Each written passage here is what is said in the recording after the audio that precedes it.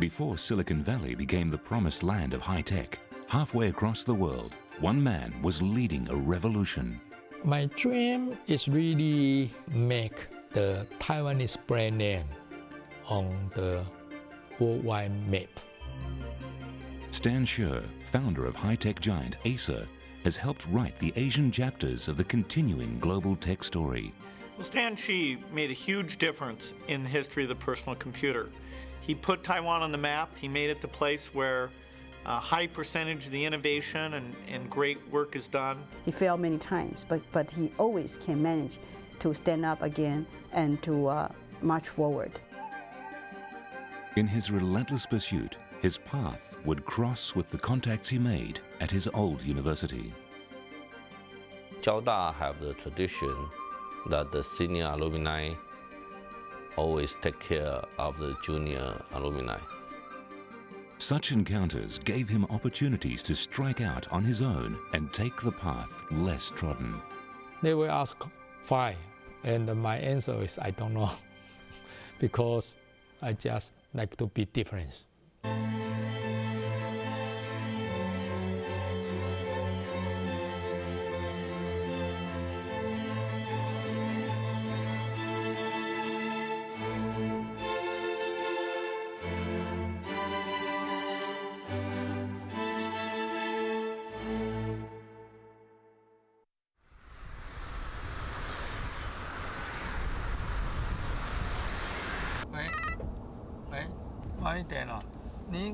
schedule 是礼拜天，礼拜一下午才是 ETC 吧。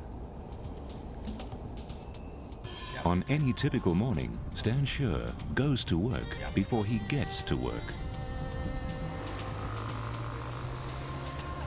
The technopreneur behind Asia's largest computer company, Acer, has offices in 100 countries and a workforce of almost 40,000 employees. The constant stream of ideas Stan generates has helped put Taiwan on the global tech map as the island developed from an agricultural society to become one of Asia's richest economies. Stan's chauffeured rides into work these days are relatively smooth, quite unlike the eventful journey it was to bring him here, a ride that began in the 1970s. Like Silicon Valley icons Bill Gates and Steve Jobs, Stan's mind has always been on the future, a vision he calls his dragon dream, as captured in this techie corporate film. Acer in Space follows a futuristic family en route from Mars. There was even a guest role for Acer chairman Stan Shi. Dragon means Chinese. Chinese dream. Chinese means not today, 20-some years ago, means weak, means behind. So as a Chinese, how we can become more advanced. Stan Scher's mantra for success is be different, and he has used it to change the way the world viewed the Made in Taiwan label.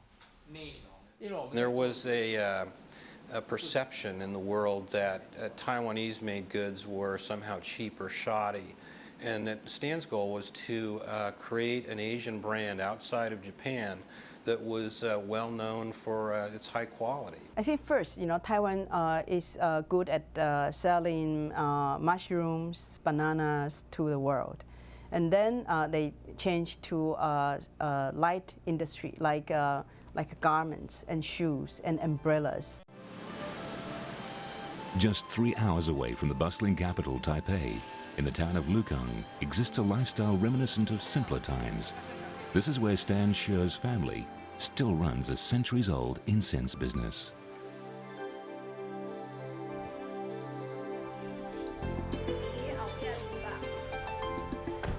It was this low-tech traditional business environment that the high-tech pioneer Stan Scher was born into in 1944.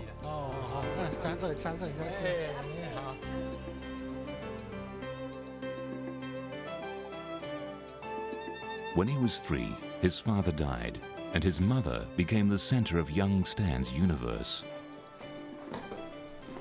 Stan's visits to the family home are heartwarming reminders of his late mother, a young widow who defied convention by moving out of the ancestral home to start her own business. The salt duck egg to me is very special because when I was young, I helped my mother to make the salt egg. She really, give me a role model. So she always thinks differently, very different with the traditional concept. My mother-in-law, she's very smart, and she is very advanced. When he was young, his mother sold many things to get a small profit. Stan's late mother had an eye for opportunity. From selling duck's eggs in the morning, she would switch to stationery and lottery tickets in the afternoon. As it turned out, the lessons Stan learnt helping his mother sell duck's eggs were golden ones. I remember the margin usually is 10% to 15%. It's relatively quite low. But because it's turned every 2 days, a little bit like PC now, you have to keep fresh. You have to move very quickly. If the egg is not fresh or PC not fresh, you have to special discount.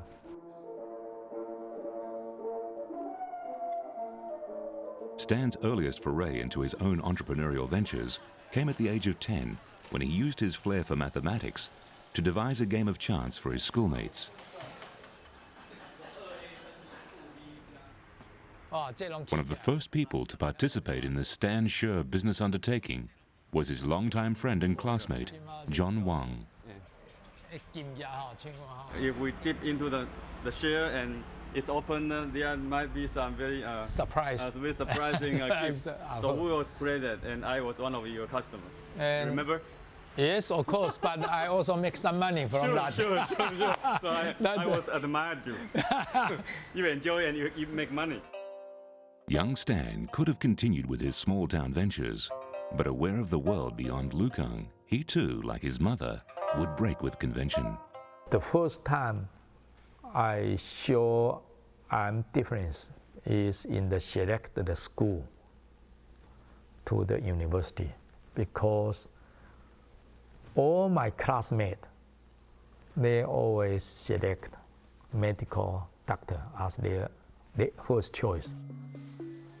Instead, Stan Sure, 18, confident in his mathematical skills, left Lukang to pursue an engineering degree, a path that would set him off on his quest to realize his dragon dream.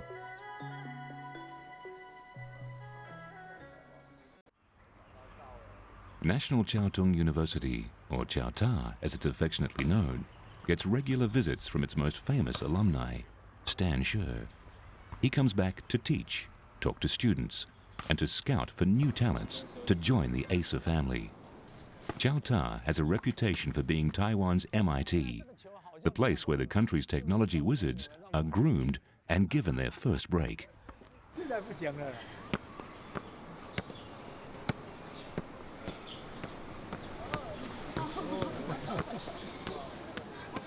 In 1964, Stan Sure joined Chiao Ta's pioneering batch of electronic engineers. Everyone knows each other. And not only the students itself, all the professor and the administrator, they all know each other. It's good. Chiao Ta is a very small university, so we all live in a dormitory. So we have chance to meet each other. At that time, I think total, even include undergraduate plus graduate school, I think less than 150 students. So it becomes very close. Stan was a model student who aced his classes. No bookworm, he became the center of a social network that would help realize his vision. He became a bridge between university and his classmate. And also he wanted to organize some kind of activity like a party or a dancing party, and quite successful. Stan's bachelor pad became Party Central, the place where he and his friends were exposed to the latest fads from the West. Yes, yeah. This is my homemade radio. And in upstairs, we have a location for the dancing, twist, or cha-cha. Yeah. Complain. You didn't invite me because I was in military service. Oh, you are in military. I was absent. But it wasn't all fun and games. Stan had chosen to study electronics even before the word computer had entered daily vocabulary.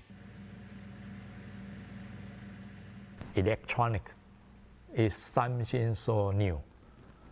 Electrical is people already know electrical power.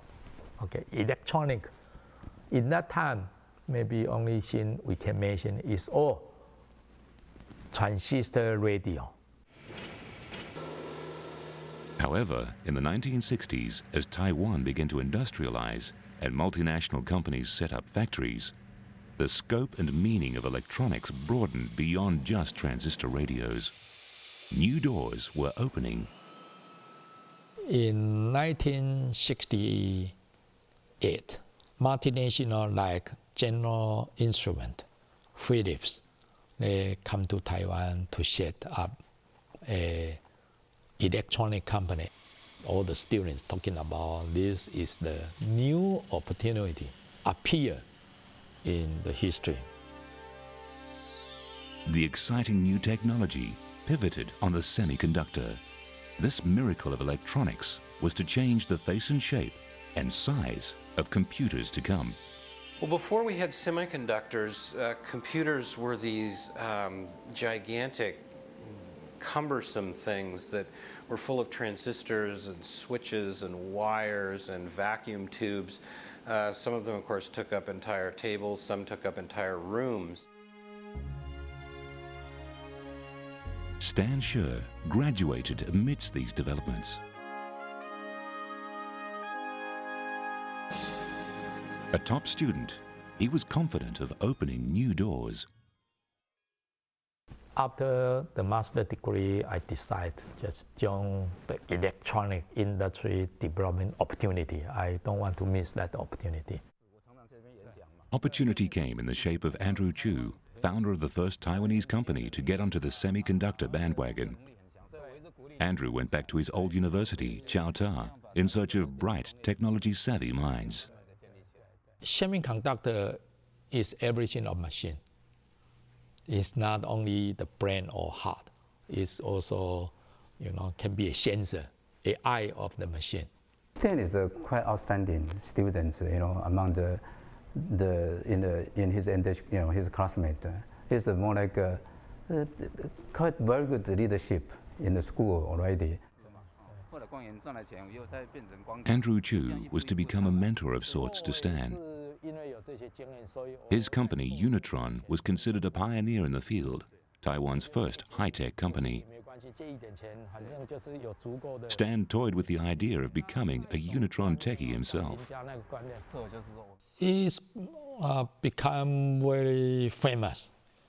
Everyone talking about that. Every student, professor, student. This is so new. He like Unitron.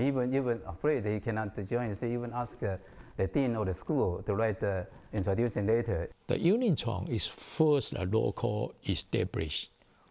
In that time, should consider is a high-tech company. High-tech company do semiconductor assembly and testing.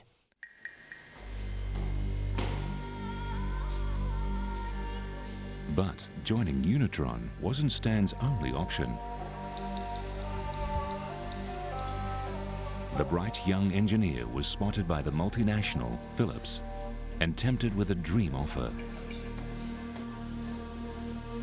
Forced to choose between sailing uncharted waters with an untested homegrown high-tech startup or accepting a lucrative, much-coveted position with an electronics giant, Stan stood at a crossroad.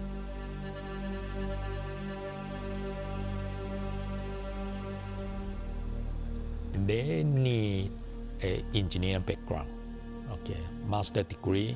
So they offer a good job, $2 salary.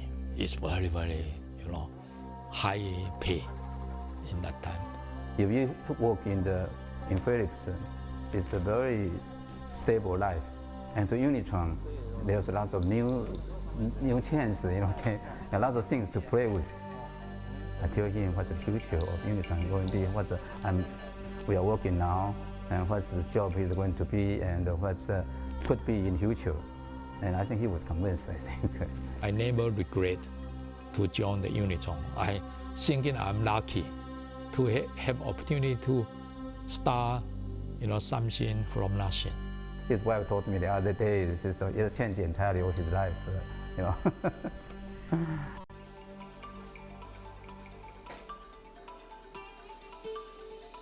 Before long, Stan had won a reputation for being a prolific innovator and inventor.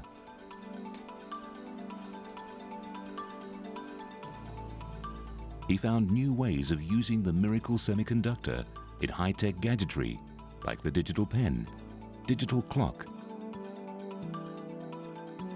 frequency counters, and Taiwan's first portable calculators. When we launched the calculator, maybe I still remember in 1972 April. It's a big news, big news. In that time, as a Qualitron is a calculator company, and he also are very famous.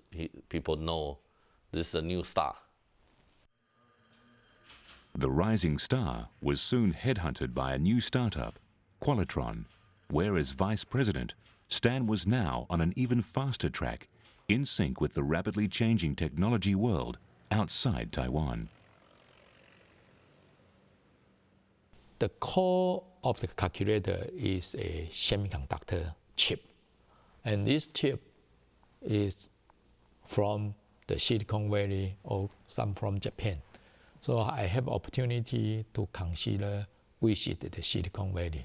And I know what's going on. Bill Gates and Steve Jobs were still in college when Stan first hit Silicon Valley.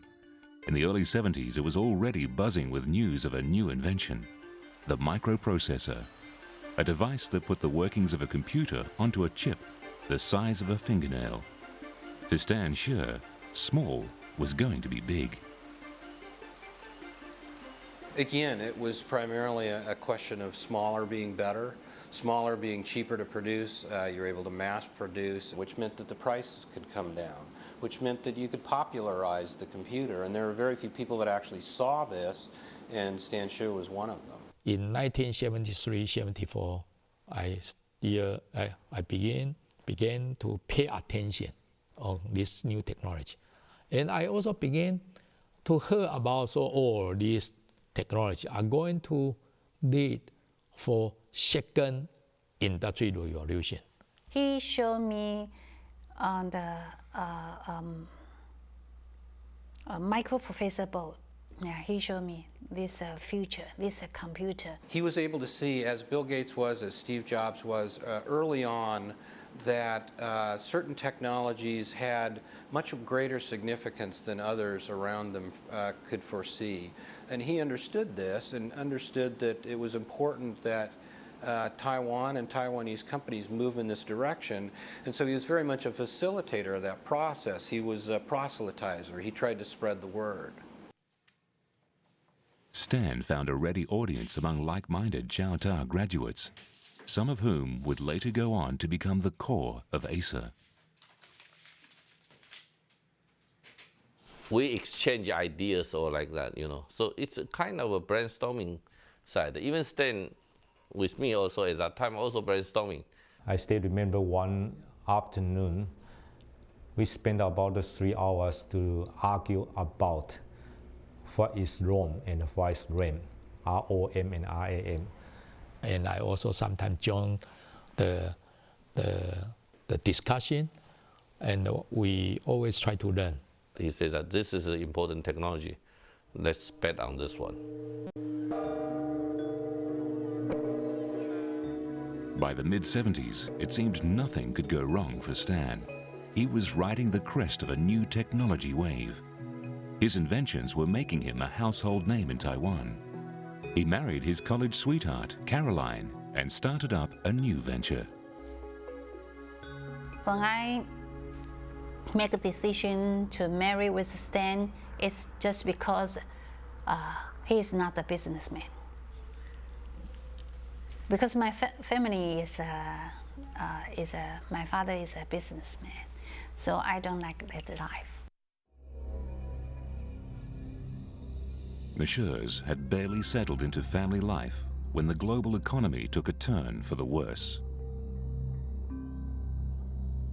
The oil crisis hit Taiwan's traditional light industries hard. The family conglomerate that had invested in Qualitron lost heavily in its core textile business.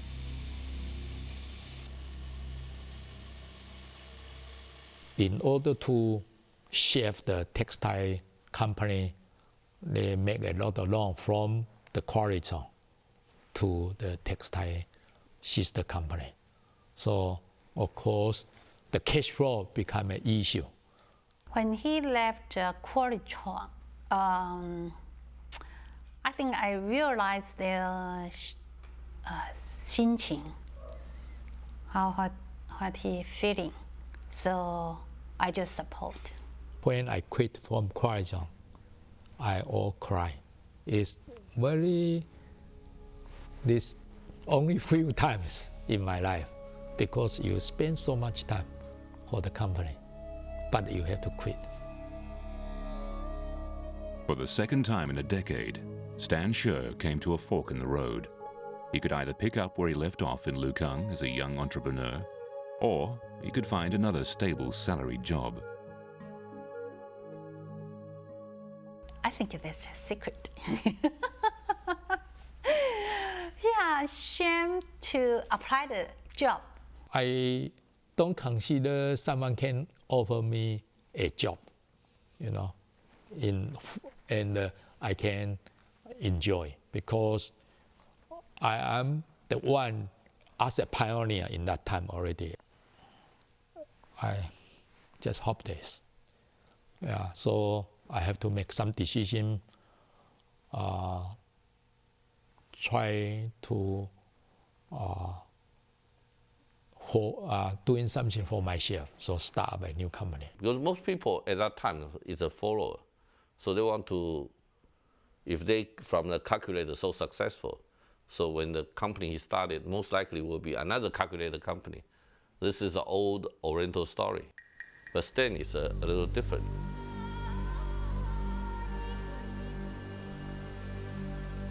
Never one to take the safer route, this time Stan chose to strike out on his own.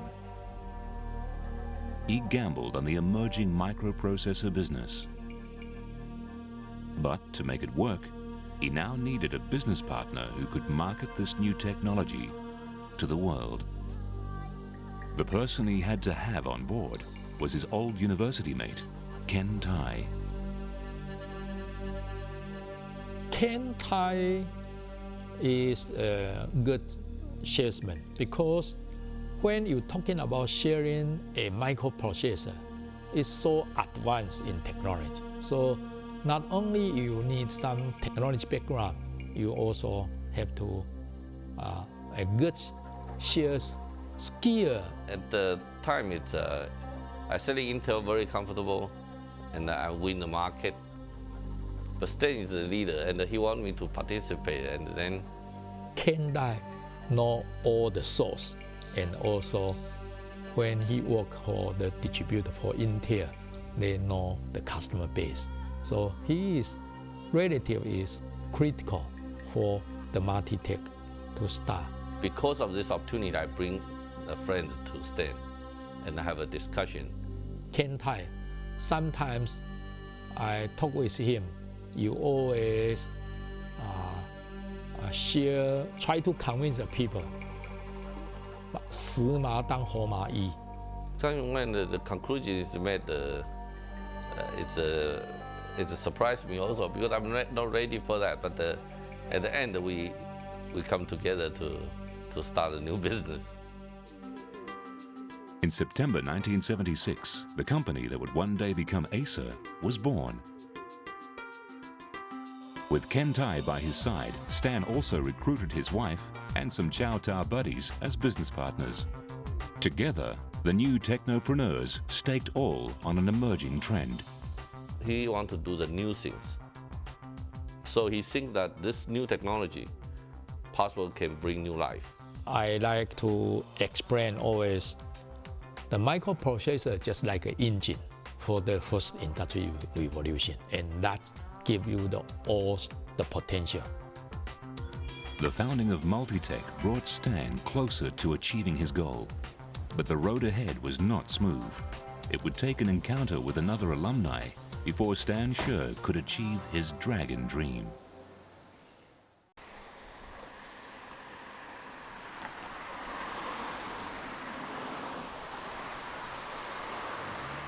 These days, Stan is much sought after to share his ideas and experiences.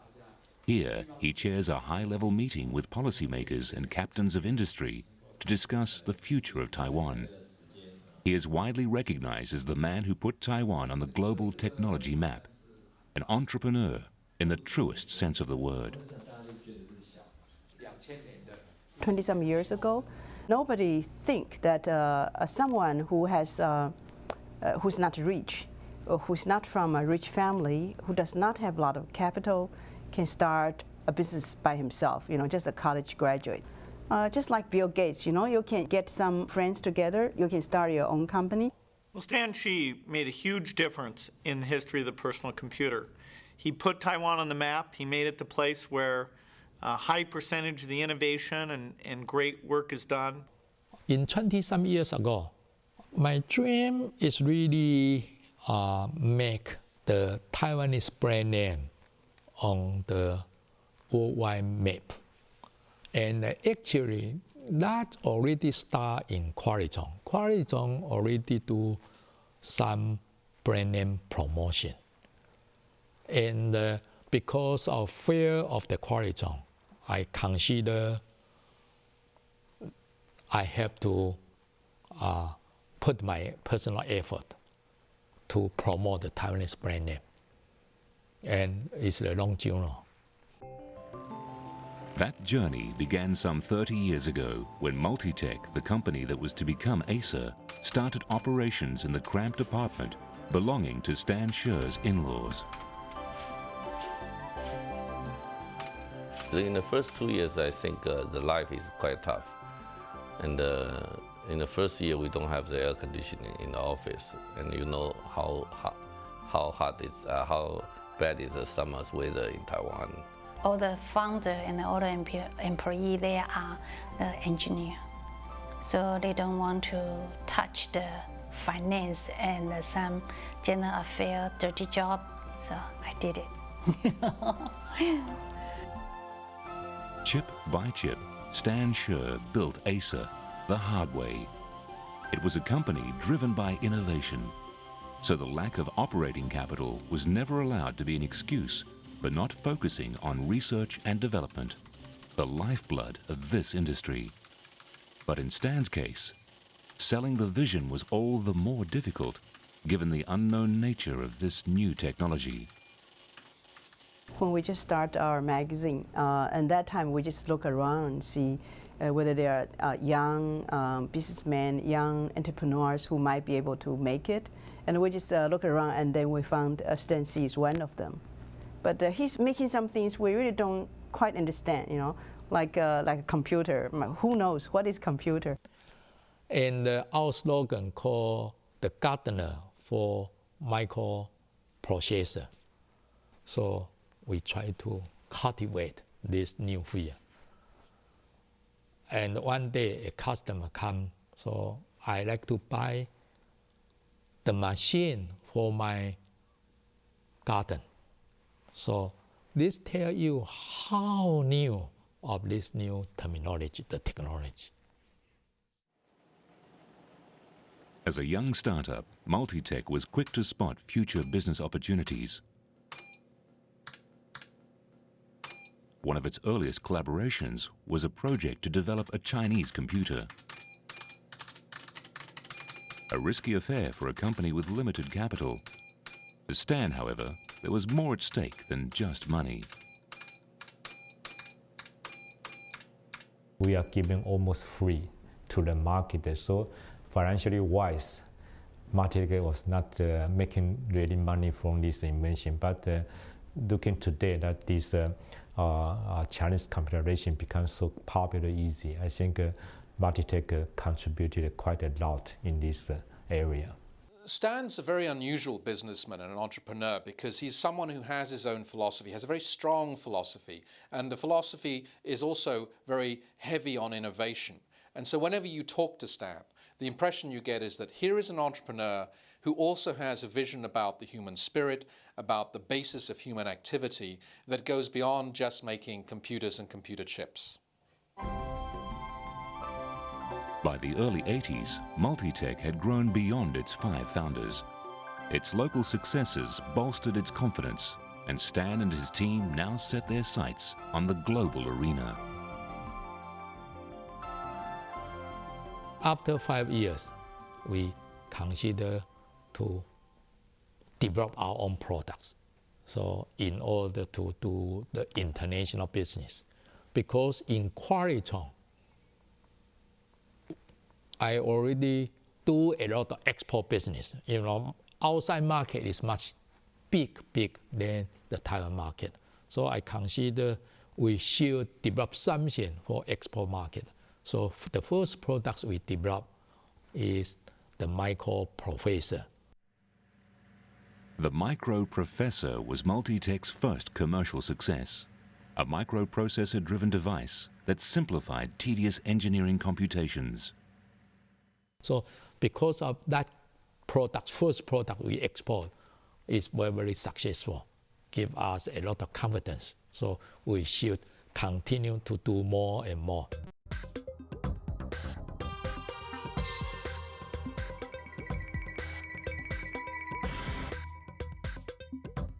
But it would be the personal computer that would eventually propel Stan Scher into global IT stardom.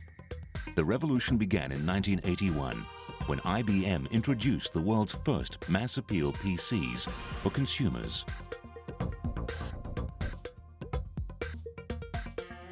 Soon, other manufacturers were putting out their own versions of the PC, none of which were compatible with those of IBM, the market leader. Then in 1982, Compaq launched the first IBM clone. Because it's compatible, first one, so it become very popular. So I beginning to thinking about we should do the PC compatible with IBM. He's probably one of the computer industry's primary, I'd call him, I guess, a facilitator / synthesizer. He could see which direction the industry was likely to go. He could see what the essence of the technology portended. Within a year, Stan Scher had set up a factory, and Multitech was rolling out its version of the IBM-compatible PC. But these computers were not sold under the Multitech name. They were on contract from larger American buyers. At this stage of the company's development, Stan was still far from realizing his dream of putting a Taiwanese brand on the world tech map. Most people look inside their computers today, they'll find that the majority of the pieces and the components that go into it, and perhaps even the entire computer, were all manufactured in Taiwan, regardless of what brand is on it. And Stan, his early company, was one of the pioneers in this area of contract manufacturing. So in a large degree, he served as a role model for the rest of Taiwan. But Stan Scher's success with his PCs was double-edged. It made him vulnerable to accusations of copyright infringements and potential lawsuits. When you like to make a compatible, it's very difficult because you have to make 100%. It's not 99% compatible. So of course we try to learn from IBM. We develop, and of course that infringed to the IBM. In 1983, 82 is gray area, unclear. Stan found a solution by setting up Asia's first clean room, a manufacturing process that guaranteed Multitech's respect for international copyrights.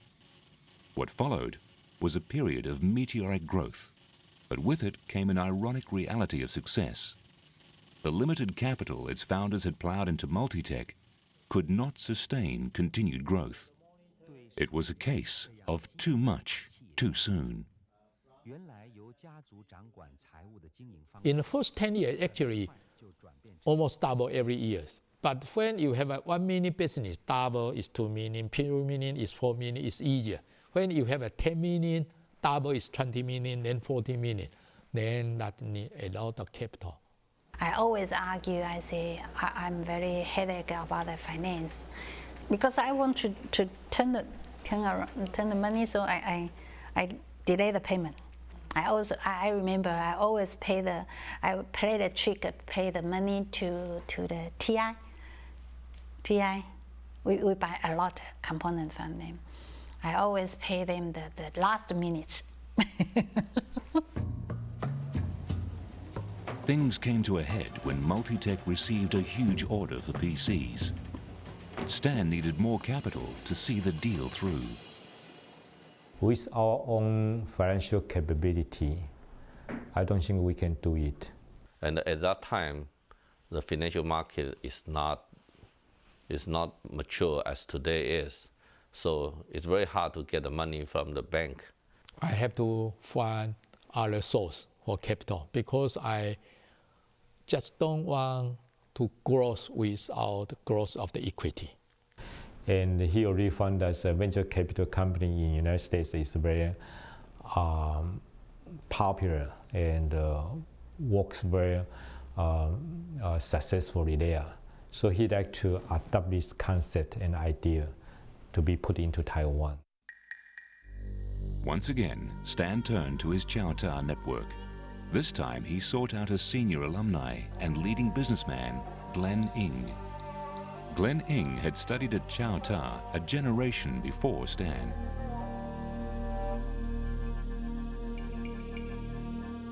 He is very respected people in the industry, and he treat me like a son. And he want to help. And the Chowta have the tradition that the senior alumni always take care of the junior alumni. So he said, okay, anytime if you need the money, talk with me. With Multitech at make or break point, Glenn's intervention was critical. Venture capital was still a novel concept in 1983, but Stan had to give it a shot. Left with few options, he pitched the idea to Glenn Ng. He just asked me, what is the venture capital? What that means? And I said, this future for high tech, and the government is considering to set up a special incentive program for someone to invest in venture capital fund. On the 1st of January 1984, Glenn Ng and Stan Sher signed Taiwan's first venture capital deal.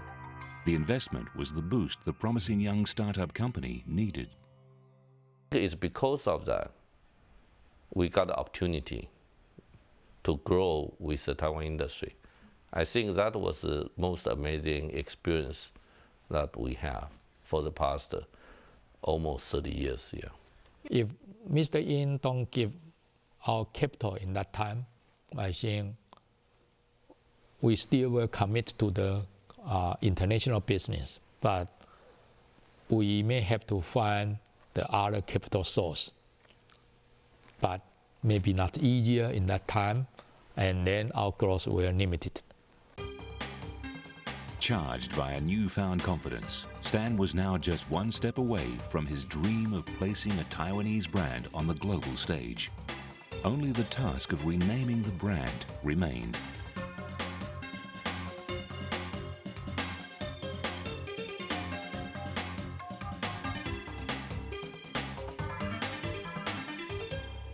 All the high-tech company all call some tech, so microtech, mytech.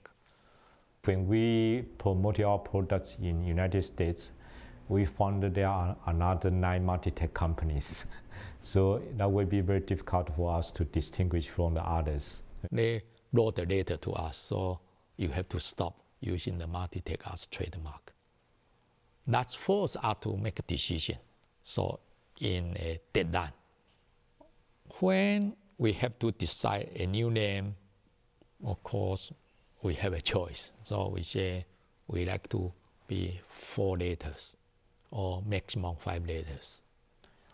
And we ask computer to generate thousands of the name. Acer was the name that beat all contenders, and it took just 8 months to find. It soon became a globally recognized Made in Taiwan brand.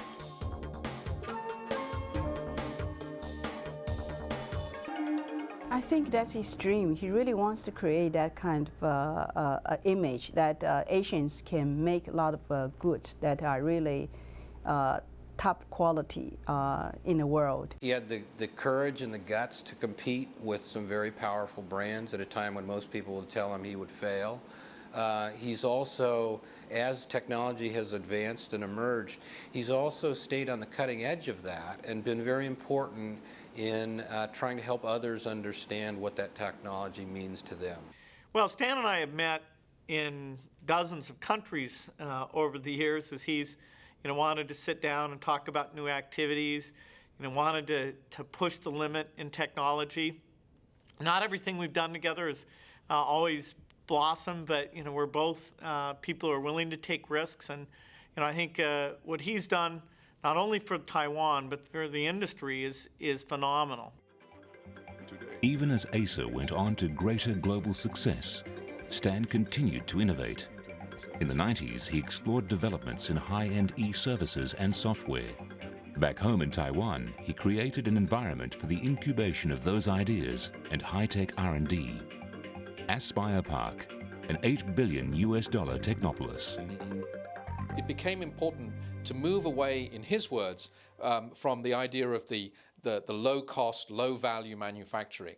And I think this is where the next important step that Stan took in helping Asian electronics to really present themselves at a higher profile in the marketplace.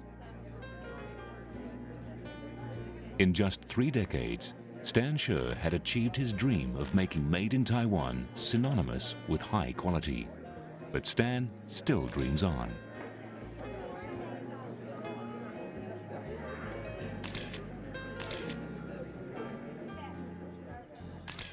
Of course, after I reach some dream, realize some dream, we have to set up a new dream. So it's endless. So that is life. After 30 years, his journey continues.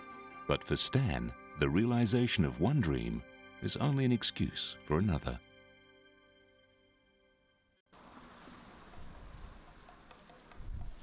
Stan's latest mission is to make technology accessible. As part of this mission, Stan shares time with the very people who will carry on his work, the undergraduates at his alma mater. How I can make technology become so enjoyed, so easier by all the person. So this is my dream right now. He would be the first to say the PC could be even easier. All the devices around it need to work in new ways. And so this new thrust he's got, thinking about connectivity, ease of use, how it comes together, definitely make a contribution to the next wave. When I try to explain what my meaning or my requirement is, make sure 连猪八戒都会用 means a pig he can know how to use in this machine, this technology. So this is 猪八戒 in Chinese concept is most stupid person. In the time-honored Jiao Da tradition of seniors watching out for juniors, Stan tries to guide and inspire young minds by sharing with them his vision of where technology is heading. 你东西要他们的一些资源呢，整合起来，变成我们进入国际化。President, in your view, how does Taiwan face the challenge in IT industry from the world? Globalize. So your thinking, your view have to have a global view, and then execute it and always lead the competitor. Perhaps amongst these students are those who, like Stan, will choose the road less traveled. Many students now they are studying hard and they are working hard here in the campus because they have a dream. They want to become the second Stan in the coming future.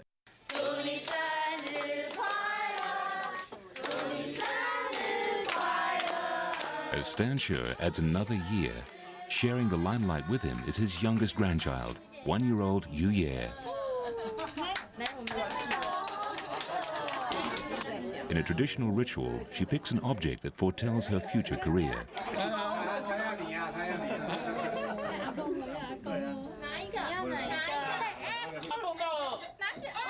Whatever Yu Ye's future holds, there is no doubt she will one day share with her generation the legacy of her grandfather's vision. Dragon dream also the endless, so step by step. I believe I achieved a lot of milestones on the Dragon dream. And the one thing I consider my most contribution to the country is Stan can, everybody can. Because I am a normal person, so I can do this, people also can do.